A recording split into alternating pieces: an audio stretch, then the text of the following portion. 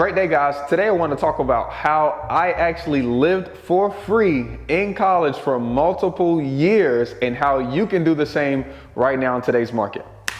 What's up, guys? It's your boy Sawan Belcher. This is me taking action on Instagram. Okay, by the way, I want you to go ahead and follow me there if you're not. Typically I'm showing like the daily operations or checks whenever I close a deal, and it's really just like the day-to-day. Now, YouTube is great for the instruction, okay, but Instagram is really good for just seeing the day-to-day operations. Okay, now I'm a full-time real estate investor, guys, so if you're here for the first time, go ahead and because we're going to talk about money. We're going to talk about how you can make as much money as you want during a 30-day period of time using real estate investing. Okay, and in particular, I want to share like one thing that got me closer to real estate investing. Now, I went to North Carolina A&T, Aggie Pride. Okay, my freshman year on campus, I stayed at the Village. Okay, the Village was like the nicest one. It's right in the center of everything. It's central location. Everything's extremely nice. Okay, when you walked inside of your apartment, it wasn't just for you. Like, what I mean, like a house has, typically you say, hey, let's go to my house, and you go inside, there's a living room, there's 3 bedrooms, and that whole apartment is for that one person. Now in college, it's completely different. There's one big living room that everybody shares. There's 4 bedrooms, and then there's only 2 bathrooms. So essentially, you're paying for the room. Okay, you're paying for the room, and you have a common area, which is either 1 bathroom or 2, or in the living room. Okay, and a small kitchenette area if you had that. So when I started doing the math one day, freshman year in college, okay, I said, hey, I'm paying $750 a month to be here. That means they're paying $750 a month. 750 times 4 equals $3,000 a month. So I started thinking, well, what if I did that? My freshman year. Now, my sophomore year, I still stayed on campus, so I just watched A&T run the play. But junior year, I finally had the courage to use some of my refund money that you get from being in college, and instead of spending it on shopping and such, I said, well, let me use that to secure an apartment. So I secured a 3-bedroom apartment. Excuse me, was it 3-bedroom? No, my first one was a 2-bedroom apartment. Now, the first one, I decided I was gonna live in one room, but the other room I was gonna rent out. Now, once I got to the apartment, it was just like, whoa, this is different than college, because college, you already see the furniture there. And so I had to start thinking, how am I gonna get the furniture? What furniture do I actually need?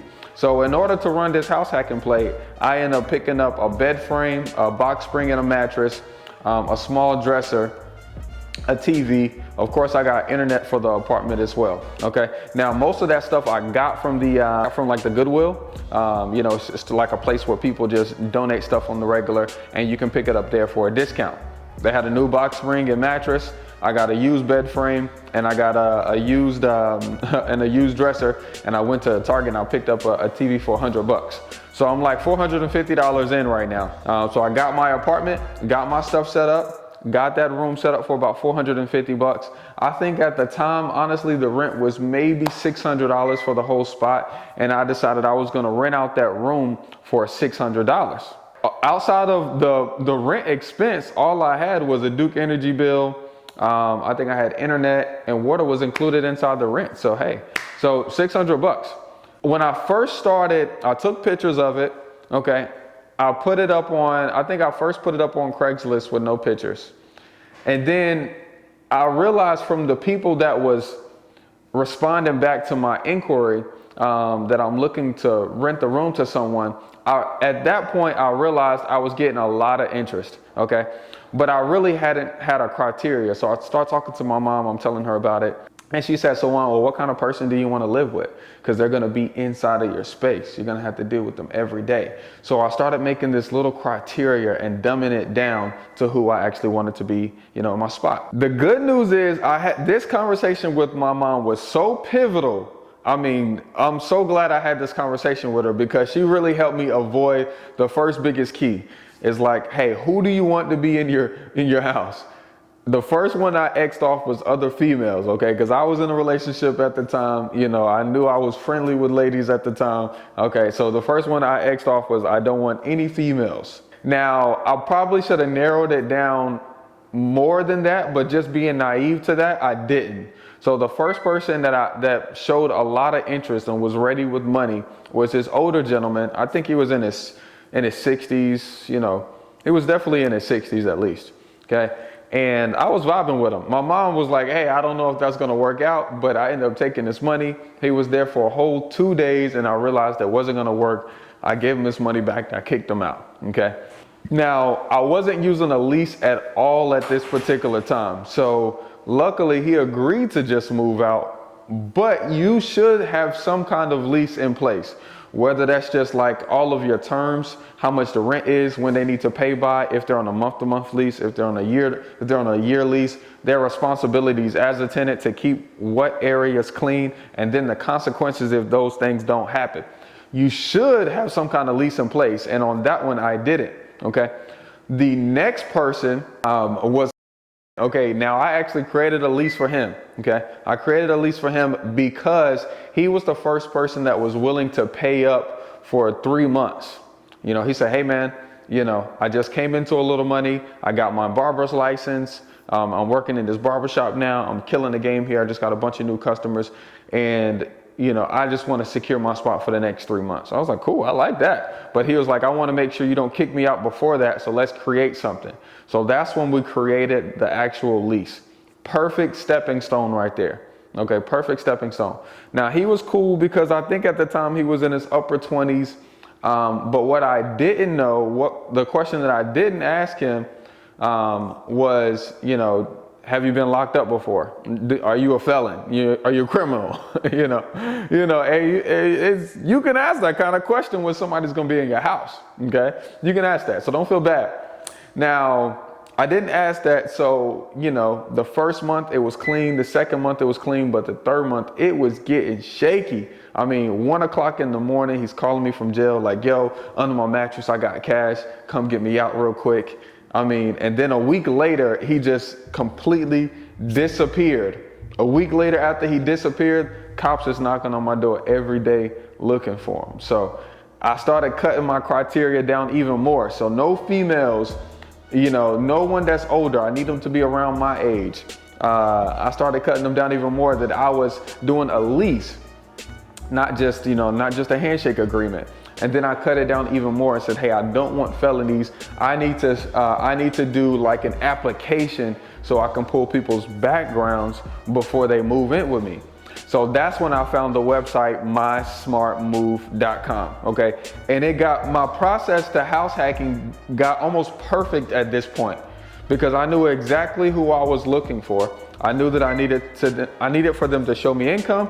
I preferred the person that was gonna be there for, you know, I like the person that paid for 3 months and that was gonna be there for 3 months all at once. You know, I knew I wanted them to be around the same age. You know, I got all of this criteria now. And so the next person was almost perfect, okay? I forget his name, but he was like an England guy. He was a golf caddy for the women's PGA and he was just in town for 3 months during the off season. So he could spend a little time with his girlfriend who went to UNCG, but he didn't want to live with her. He wanted to give her own space just in case she needed it. I mean, it was perfect. He ended up getting called back for work like a week early and left all of his clothes and they were my size, so it worked out perfectly. It worked out perfectly. You know, and my final house hacking tenant, okay, because I ended up getting pregnant, well, my girlfriend at the time ended up getting pregnant, so I never house hacked again after this, but Wayne Roberts, he ended up house hacking with me. He ended up renting from me for the next 2 years. I ended up passing down my lease to this apartment complex, to this apartment unit to him. And then he ended up renting a house for me. I mean, it just got so perfect, okay? But I wanted to tell you that you guys can live for free in house hacking. You know, yes, it takes a little time getting used to the actual game of renting, you know, property. But you can live for free. And now in a time when things are going up, Okay, when all of your expenses are going up, you have to find a way to increase income by not doing anything extra. Okay, so that might mean you might have to sell some stuff. That might mean you have to keep some stuff that you have and rent it out. That might mean that you have to share your space. But I'm telling you, house hacking, whether that's your apartment or whether it's an actual house that you have, or space that you have, will help you generate income without you having to do anything extra. And that's what it's all about. So remember, you don't need all three to do a deal. You just need two to do you. Oh, whoa, wait. I want you guys to know about my training that I have on October the 1st, the Subject to Real Estate Investing Home Loans for Everyone training. Okay, I'm gonna leave a link down below so you can go to my website and book right now for only $99. We will do this training 2 more times, but each time we do the training again, it will be more expensive, and then ultimately leading to a pre-recorded course. So be sure to get it right now so you can maximize value, and we'll see you on the call. Peace, y'all.